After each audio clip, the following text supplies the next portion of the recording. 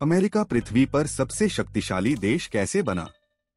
गठबंधनों और सैन्य ठिकानों के वैश्विक नेटवर्क के साथ संयुक्त राज्य अमेरिका दुनिया का अब तक का सबसे शक्तिशाली देश है।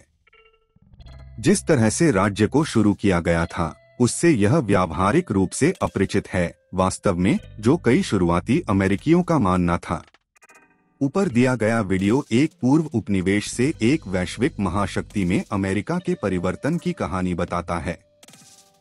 अमेरिकी भारतीयों के निष्कासन और वध के माध्यम से स्थापित एक राष्ट्र के रूप में विस्तारवाद हमेशा अमेरिका के डीएनए में रहा है। लेकिन अमेरिका के प्रशांत तट पर पहुंचने के बाद इस बारे में एक वास्तविक बहस चल रही थी कि क्या इसे और आगे जाना चाहिए। क्या संयुक्त राज्य अमेरिका को उत्तरी अमेरिका के तट पर एक शाही शक्ति के रूप में विकसित होना जारी रखना चाहिए? यह बहस गृहयुद्ध के बाद सामने आई, जिसने विस्तार की मुख्य बाधा को हटा दिया। इस पर बहस की क्या नई अधिग्रहित भूमि में दास्ता का विस्तार किया जाए।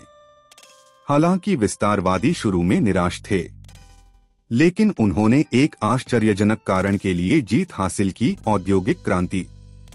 जैसा कि फरीद ज़कारिया ने अपनी उत्कृष्ट पुस्तक फ्रॉम वेल्थ टू पावर में प्रलेखित किया है, युद्ध के बाद अमेरिकी अर्थव्यवस्था के तेजी से विकास के लिए इसे प्रबंधित करने के लिए एक तेजी से केंद्रीकृत राज्य की आवश्यकता थी। कार्यकारी शाखा और नौकरशाही में जितनी अधिक शक्ति केंद्रित होती है, राष्ट्रपति के लिए विदेशों में क्षेत्रों का अधिग्रहण करना उतना ही आसान होता है। यह 1898 में स्पेनिश अमेरिकी युद्ध में समाप्त हुआ, जो अमेरिका द्वारा दुनिया भर में विभिन्न भूमि की एक विस्तृत श्रृंखला के अधिग्रहण के साथ समाप्त हुआ। अमेरिका आधिकारिक तौर पर एक विश्व शक्ति था, एक शक्ति जिसने कई देशों में हस्तक्षेप किया, पूर्वी एशिया में प्रमुख राजनयिक कदम उठाए और प्रथम विश्व युद्ध को समाप्त करने में निर्णायक भूमिका निभाई। लेकिन अगला महत्वपूर्ण कदम द्वितीय विश्व युद्ध के बाद आया। संयुक्त राज्य अमेरिका एकमात्र ऐसा देश था जो एक मजबूत आर्थिक और सैन्य रूप में युद्ध से उभरा, और इस प्रकार शांति की शर्तों को आकार देने के लिए एक अद्वितीय स्थिति में था। परिणाम एक वैश्विक वित्तीय प्रणाली थी, जिसे ब्रेटन वुड्स सिस्टम कहा जाता था, जिसका उद्देश्य वैश्विक अर्थव्यवस्था का समन्वय करना और महामंदी को रोकना था, और संयुक्त राष्ट्र, जिसे युद्ध के बाद की शांति बनाए रखने के लिए बनाया गया था। सोवियत संघ के साथ प्रतिस्पर्धा ने संयुक्त राज्य अमेरिका को अपना पहला प्रमुख स्थायी गैरयुद्धकालीन गठबंधन उत्तरी अटलांटिक संधि संगठन नाटो बनाने के लिए प्रेरित किया।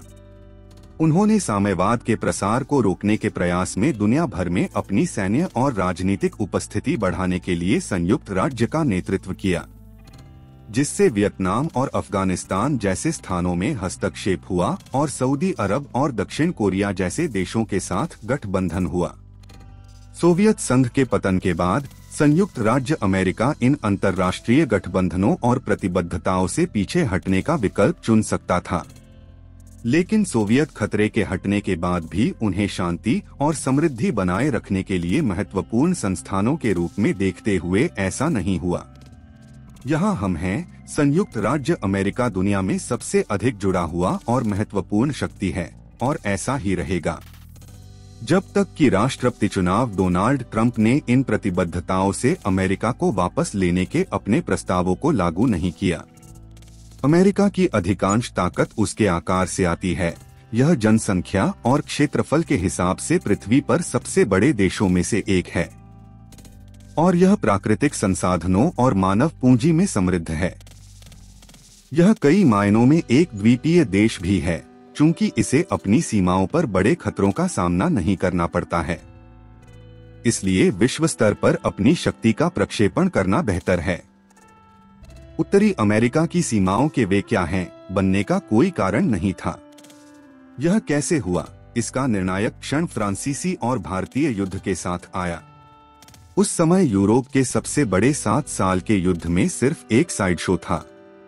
फ्रांस द्वारा ब्रिटेन और स्पेन को महाद्वीप पर अपने विशाल क्षेत्र को सौंपने के साथ युद्ध समाप्त हो गया। नेपोलियन को लुइसियाना को फिर से लेना था और इसे 1803 में संयुक्त राज्य अमेरिका को बेचना था, लेकिन न्यू फ्रांस हमेशा के लिए खो गया था। स्पेनिश साम्राज्य पहले से ही गिरावट में था। महाद्वीप को ब्रिटिश साम्राज्य और उसके उत्तराधिकारी संयुक्त राज्य अमेरिका से आक्रमण के लिए खुला छोड़ दिया गया था। और निश्चित रूप से उत्तरी अमेरिका खाली नहीं था जब यूरोपीय खोजकर्ता और बसने आए। यह विविध, अच्छी तरह से भरा था। स्थापित समाज।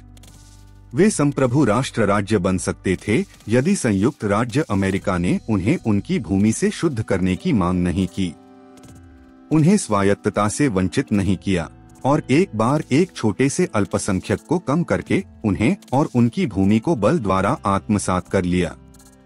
ये कार्रवाइयां वह नींव हैं जिस पर उत्तरी अमेरिका का अमेरिकी आधिपत्य और इसलिए अमेरिकी वैश्विक शक्ति बनी हुई है।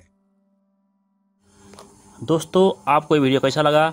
अगर पसंद आया हो तो लाइक, कमेंट और सब्सक्राइब करें। धन्यवाद।